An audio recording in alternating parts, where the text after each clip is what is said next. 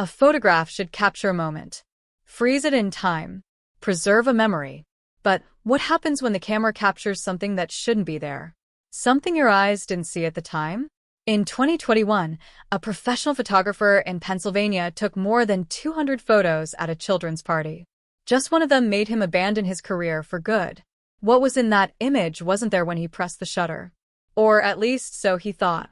Because the birthday girl said otherwise. She had seen her. And every night, that woman returned to her window. Tonight, 3 photographs. 3 stories. All real. All terrifying. Do you dare to look? Welcome to Untold Nightmares.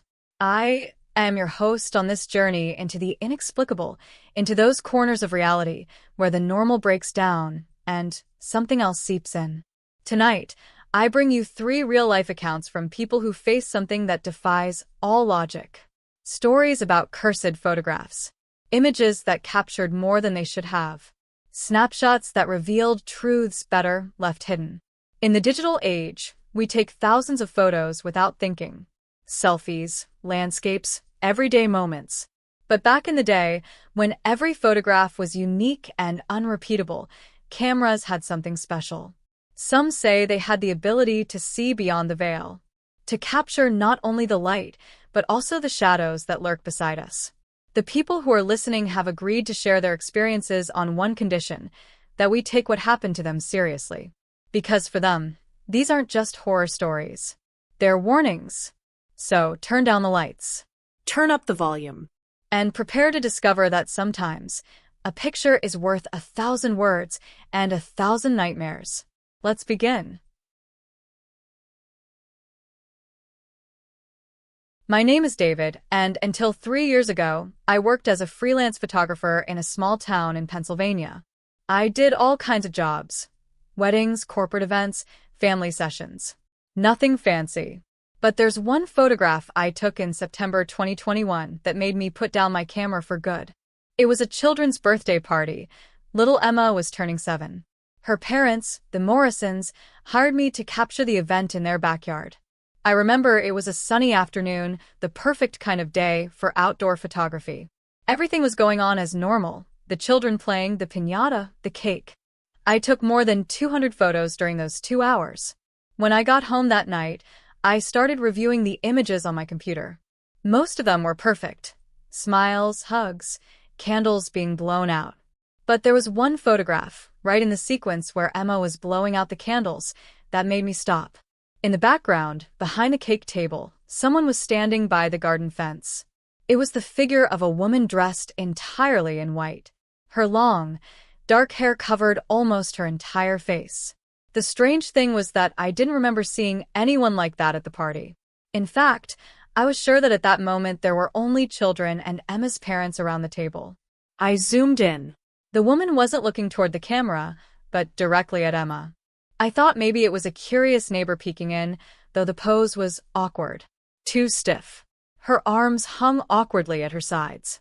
I decided not to include that photo in the album I would give to the Morrisons. It didn't seem appropriate. 2 days later, Mrs. Morrison called me. Her voice sounded tense, almost cracked. She asked if I had by any chance taken photographs of anyone else during the party. I asked her what she meant, although my stomach had already tightened. She told me that Emma hadn't stopped having nightmares since her birthday. The girl said that the lady on the fence came to her window every night and looked at her from outside. With my hands shaking, I emailed the photograph to her. I heard her labored breathing on the other end of the line as she opened it. There was a long silence. Then she told me something that made the room around me suddenly feel cold.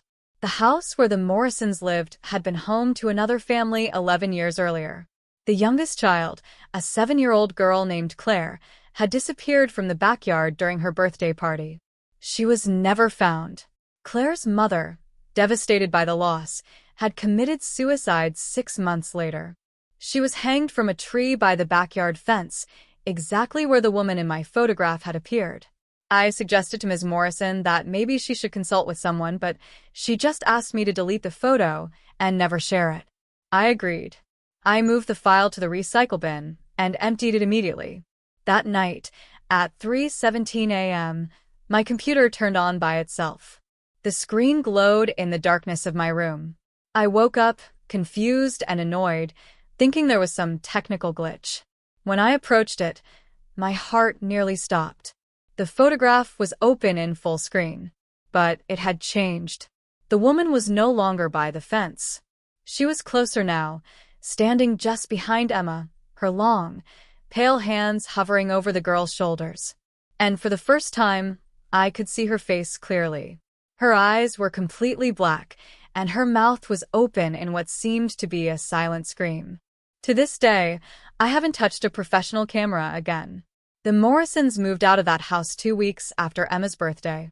I tried contacting them once more, but their number was disconnected. Sometimes, when I close my eyes, I can still see that image, the woman moving slowly toward the girl in each iteration of the photograph, as if time in that image kept moving forward while I wasn't looking. I'm Jennifer, 34 years old, and this story happened when my husband and I bought our first home in suburban Ohio in the fall of 2020.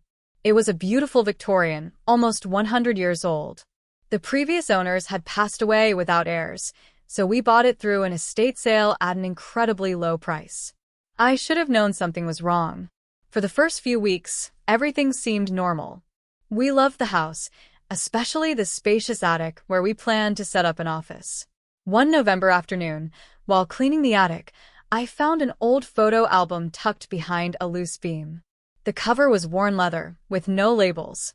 When I opened it, I found black and white photographs that appeared to be from the 1940s or 1950s. They showed a family, a man, a woman, and 3 children. They were posed in front of this very house.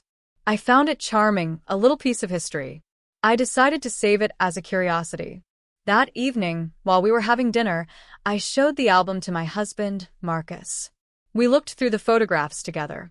There were about 20 images in total. The family in the garden, the children playing, some shots of the house's interior. Marcus noticed something odd. In every photograph, absolutely everyone, there was a small detail that seemed out of place. An open window in the background when it was supposed to be winter, a shadow that didn't correspond to the position of the sun, the reflection of something in a mirror that shouldn't be there. We attributed it to the limitations of old cameras. We put the album on a shelf in the living room and gave it no further thought. A week later, I began to notice something disturbing. Every time I walked past the living room and looked at the album on the shelf, I felt an almost compulsive urge to open it. At first, I resisted, but the urge grew. Finally, one night when Marcus was working late, I gave in. I opened the album and flipped through the photos again. But this time, something was different. In the photo of the family posing in front of the house, there was someone else. A 5th person standing at the 2nd-story window looking down. A dark, blurry figure that definitely wasn't there before. My hands started to shake. I turned to the next page. In the photo of the children playing in the garden, the same dark figure was now standing behind them, closer. In the next image, even closer. It was as if someone had taken the photographs in sequence, capturing this entity's advance toward the family. I reached the last photograph in the album. My breath caught in my throat. It was a picture of the interior of the house, specifically the living room where I was sitting at the time. In the old photograph, the dark figure stood in the center of the room, staring directly into the camera. But what made my blood run cold was the detail in the background. The same shelf where this album now rested, with the same blue vase we had bought last week. That was impossible. The photograph was 70 years old. I slammed the album shut and threw it away. I called Marcus, hysterical, begging him to come home. While I waited, I sat in the kitchen with all the lights on, refusing to go back into the living room. When Marcus arrived, I explained what I had seen. He seemed skeptical but concerned about my condition. We went together to the living room. The album was open on the floor, on the last page I had seen. Marcus looked at the photograph for a long moment. His face went pale. "Jenny," he said in a barely audible voice, "who took this photograph?" I didn't understand his question at first. Then I saw it. In the reflection of a mirror on the wall in the photograph, barely visible, I could make out the shape of someone holding a camera. But the position was wrong. The camera was pointing where we would be, not at the room captured in the image. We burned the album that same night in the backyard. As the flames consumed the pages, I swear I heard something, a low whisper, like several voices speaking at once. Marcus heard it too. I saw it in his eyes. We moved 3 months later. We never discussed exactly why, but we both knew. Before we left, I hired a private investigator to look into the previous owners and the family in the photographs. What he discovered kept me up at night for months. The family in the photographs had lived in the house in 1947. The 3 children died in an attic fire. Authorities never determined the cause, but there was something strange. The attic doors were locked from the outside. The parents swore they hadn't locked them. No one believed them. The mother ended up in a psychiatric institution, insisting until her death that something in the photographs had killed her children. My name is Alex, and this happened during a camping trip with friends in the northern woods of Maine in July 2019. There were 5 of us. Me, my girlfriend Sarah, and our friends Mike, Jessica, and Tom. We had been planning this trip for months, looking to completely disconnect from technology and the city. Sarah had brought a vintage Polaroid camera she'd bought at a garage sale. She loved analog cameras and the idea of having instant photos of the trip. She took dozens of photos during the first 2 days. The lake, our tents, us around the campfire. On the afternoon of the 3rd day, we decided to explore a trail the ranger had mentioned. He warned us not to stray too far because the deeper forest area wasn't well marked and it was easy to get lost. We promised to be careful. After walking for about 2 hours, we reached a beautiful little clearing. The sun filtered through the trees perfectly, creating these almost magical rays of light. Sarah insisted on taking a group photo. She placed her camera on a rock with a self-timer on and ran to join us. We all posed, smiling. The camera clicked and spit out the photograph. Sarah shook it gently as it developed, excited. But when the image came into view, her expression changed dramatically. "Who is he?" he asked, showing me the photo. In the image, just behind our group, there was a 6th person. A tall man dressed in dark, dirty clothing, his head tilted at an unnatural angle. His face was partially hidden, but what could be seen was deeply disturbing. His skin appeared grayish, his eyes sunken into their sockets. And most chilling of all, his hands were extended toward us, as if he were about to touch us. We all turned around immediately. There was no one there. The clearing was completely empty except for the 5 of us. Mike tried to joke, saying it was a flaw in the old film, but his voice was shaking. Tom suggested we leave. Something about that place suddenly felt off. The air had changed, heavier, colder. I could sense that we all shared that feeling of being watched. We started back, but something was wrong. The path we'd been following looked different. The trees didn't look familiar. Jessica was the first to say it. "We're lost." We walked for what seemed like hours. The sun was beginning to set, painting the forest in disturbing shades of orange and red. Sarah, in a nervous attempt to remain calm, pulled out her camera and snapped a random photo of the trail in front of us. When the photograph was developed, we all froze. The image showed the path, but in the center, about 20 meters ahead, was the same figure. The man from the previous photo. This time he was looking directly at the camera, and his posture suggested he was waiting. "We can't go that way," Mike said, his voice almost a whisper. We decided to take a detour, cutting through the trees toward where we expected the camp to be. Sarah continued taking photographs every 10 minutes, using the Polaroids as a kind of early warning system. And in every photograph, without exception, the figure appeared. Sometimes in the background, sometimes closer, but always present. Always following us. Complete darkness fell. We used our headlamps, staying together in a tight group. No one spoke. The only sounds were our labored breathing and the crunch of leaves under our feet. Sarah took one more photo. This time, when it developed, Mike screamed. The figure was less than 5 meters behind us in the frame. We could see more details. The clothing was tattered, as if it had been in the woods for decades. And its eyes were completely white, empty. We ran. I don't know how long or in which direction, We just ran until we finally saw lights. We had reached a road several kilometers from our original camp. A passing driver picked us up, probably scared by our wild and terrified appearance. We never went back for our equipment. We paid the ranger to retrieve it. When we mentioned the clearing where we'd taken the first photo and showed him the Polaroid, his face turned serious. He told us that 30 years ago, a lone hiker named Richard Walsh had disappeared in that area of the forest. They searched for him for weeks, but never found his body. However, they did find his abandoned campsite. In his tent, they found dozens of photographs he had taken during his trip. In the last few photos, something appeared, a dark figure that moved progressively closer to his campsite in each frame. The last photograph showed the inside of his tent, taken from the outside, as if something had entered.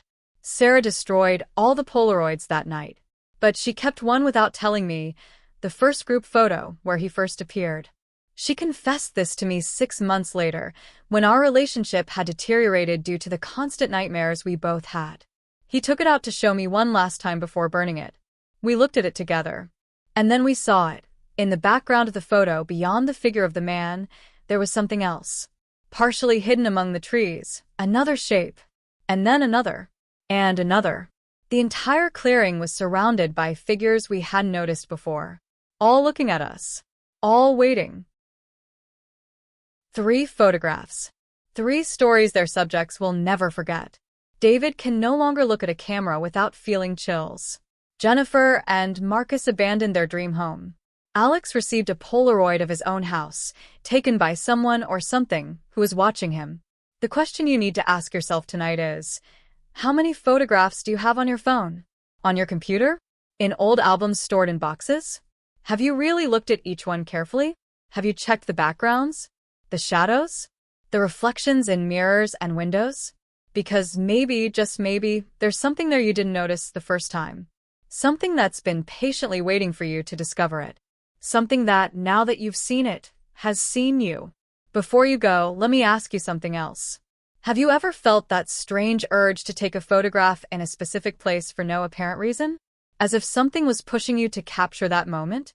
Paranormal experts say entities sometimes manipulate our impulses. They make us take photographs because they want to be seen. They want to be remembered. They want a portal into our world. So the next time you pull out your camera or phone, ask yourself, do I really want to take this photo? Or does something else want it? If you enjoyed this video, leave a like and subscribe to Untold Nightmares for more true horror stories. Share in the comments if you've ever captured something unexplainable in a photograph. Read other people's accounts, but be careful. Sometimes, just reading about these things can get their attention. And remember, not all photographs are innocent. Some are doors. And once you open them, you can't always close them. See you in the next nightmare. If you dare to come back. Sleep well, or at least try to. We are in your photographs.